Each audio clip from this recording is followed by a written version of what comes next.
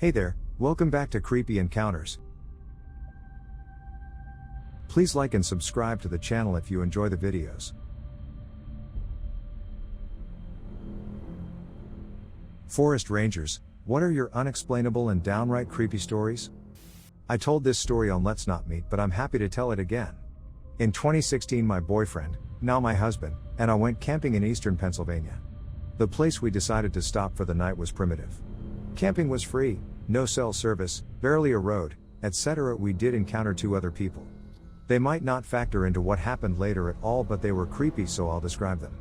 The first was a woman who had her truck off to the side of the road a little as we drove past. She had the hood open and seemed to be waiting for someone to stop and offer to help. Usually my boyfriend had no problem helping someone, but he said his time something about her put him off. She didn't really seem like she needed help, and usually people who need help look at you hopefully as you approach. She looked like she just expected we would stop. That's what my boyfriend said anyway. I hadn't really noticed anything that's strange about her. The next person came when we had chosen a spot and were setting up a fire for hot dogs. I had noticed people drive by a few times, but my boyfriend pointed out each time was the same car, and the man in the car watched us each time he passed. My boyfriend was a little uneasy about this, but we had driven around for a while before finding a place we liked. It had been raining and everything was muddy, and we wanted the driest site possible. He could have been doing the same thing. We briefly thought about moving, but the road was muddy too. If he wanted to find us, all he had to do was follow the tracks. There were some other tracks, but not many. He'd only have to backtrack a little to locate us again. He didn't come by another time, so we stayed and spent the several remaining hours before dark goofing off. No one else drove by. Whether or not those two had anything else to do with our experience, the real fear came later. We had gone to sleep in our tent, and sometime around 3 a.m. we were awoken by this very loud noise. I can't describe it very well or even remember exactly what it sounded like, but my boyfriend said it reminded him of a chain gun revving up. It was also similar to how it would sound if someone recorded a shovel being dragged over gravel and played it over a loudspeaker, is another way he described it. He jumped up and looked out the little window but couldn't really see anything. The sound repeated itself another few times. I was too scared to speak, so my boyfriend whispered that it was probably miles off and I should go back to sleep. I didn't question this, as I figured loud sounds could be easily heard miles off. After we left, he told me it sounded like it had actually been coming from just down the road, but he didn't want to freak me out. Looking back, I probably should have wondered why he would bother to whisper if apparently the sound was far off. I was still terrified. Every little thing I heard outside sounded like someone was walking around the tent. We laid there for a while longer when finally my boyfriend told me to get dressed because we were leaving. I got alarmed by this, and even more alarmed when he unwrapped the machete we had bought just for this trip from its plastic before opening the tent. We quickly packed up and loaded the car. I looked around for footprints that weren't our own, but despite the moon providing plenty of light, I couldn't really see.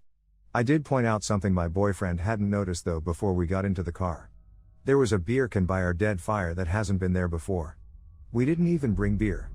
While we were driving away, my boyfriend explained that he was nervous someone might have been trying to lure us out, so he didn't think it was a good idea to run from the tent right away. He also half expected to find out gas tank had been siphoned out, but that wouldn't have stopped us because we had a hybrid car. We joked that that would make a funny hybrid commercial. Number of brutal murders avoided by driving a hybrid, too. We only joked because we were about shitting ourselves from fear and adrenaline even then. The rest of our trip we only stayed in well-populated campsites or got a hotel. Traditionally, not a ranger, but my story is the exact reverse of the others here. When I was in the Scouts, or rather the local equivalent, legally adult Scouts had to do the 3-feather challenge. 1 day without food, 1 day without speaking, and 1 day and night alone in the woods with only a knife and a tarp, unseen by any human, after which one has to sneak back to the Scout camp unnoticed by the sentries and report to the campmaster. It was my 3rd day, so I took off, walked for miles through the woods and found the most remote spot in the wildest, most overgrown part of the woods. Spent a spooky but uneventful night until almost before dawn, when I decided to go for a morning swim in the lake right before taking off to go back. I stripped nude and went towards the lake, but noticed a group of guys fishing, so decided to go back.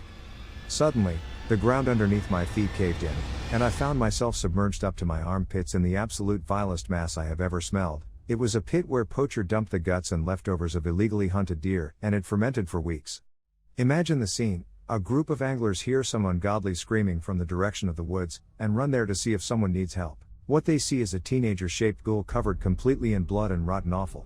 who is crawling out of a bloody hole in the ground, while shrieking and weeping, then runs at them, to get to the lake and wash off.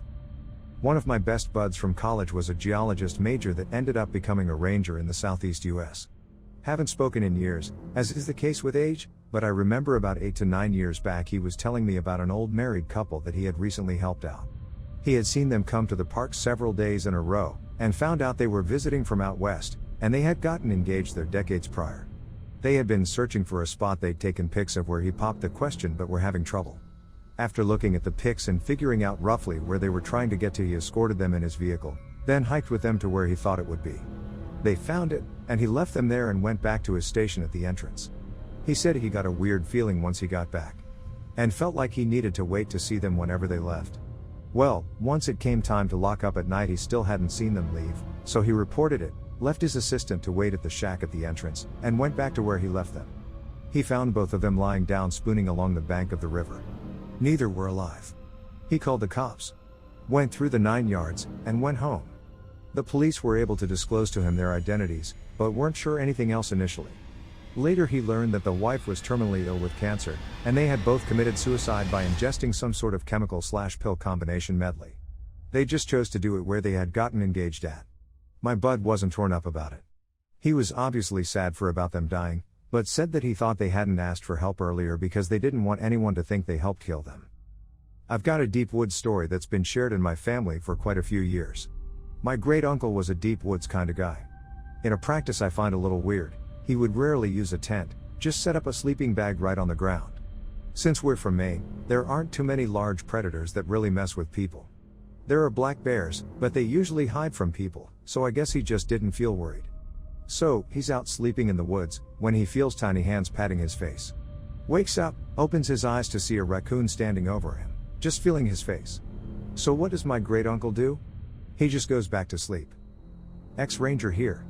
We had a group of frat boys making way too much noise. We came by twice, and at the second stop, I told them, "This is your last warning. Not only is it rude for other campers to be so loud, it's exceptionally dangerous. Everyone knows that the local mountain lions are attracted to loud noises at night, and these ghost cats, as they are called, can creep right up on you without you hearing or seeing them. Whatever you do, don't leave your tent tonight. If you hear anything, don't make a sound." We went back to the station, grabbed the lion pelt from the interp center and the night vision goggles. Head ranger had to blow what was left of the budget at the end of the previous year. Once they were all in their tents, we crept into the campsite and made fake lion tracks everywhere. We set up the lion pelt propped up over some sticks. The other ranger got out the PA and from a distance started doing fake lion calls, slowing, getting closer. I pulled the Jeep forward like we were arriving on scene, and got out. Turned on my mag light and illuminated the silhouette of the lion pelt. Because I was moving quickly, the shadow of the lion appeared to me moving. At this point the frat boys were losing it. "Jim," the other ranger, shouted, "stay in your tents," followed shortly by "she's coming around at us," and then there's another one. And finally, "let's get the fuck out of here." At that point, we turned off the flashlights, grabbed the lion pelt in the darkness and jumped in the Jeep and sped off. Just after sunrise they started peeking out of the tents. Nobody was brave enough to get out until about 8:30. When they saw all the huge paw and claw prints everywhere, they really freaked out. Your tax dollar at work. I hope you enjoyed the video. Please like and subscribe for more real-life creepy encounters around the world. See you in the next video. Bye.